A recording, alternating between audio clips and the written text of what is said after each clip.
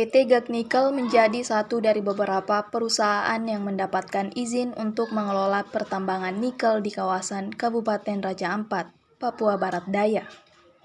Polemik muncul setelah disebutkan lokasi pertambangan itu dilakukan di kawasan wisata yang dikenal di Raja Ampat. Ketua Pengurus Besar Nahdlatul Ulama PBNU Bidang Keagamaan, Kiai Haji Ahmad Fahrul Rozi, dikutip dari Kompas.com, menjelaskan Pulau Gag bukanlah destinasi wisata, melainkan wilayah dengan izin usaha pertambangan resmi yang dikelola oleh PT Gagnikel. Fahrur yang juga anggota Dewan Komisaris PT Gagnikel mengatakan izin eksplorasi di pulau itu sudah berlaku sejak 1998 dan ditetapkan sebagai izin usaha pertambangan IUEP sejak 2017.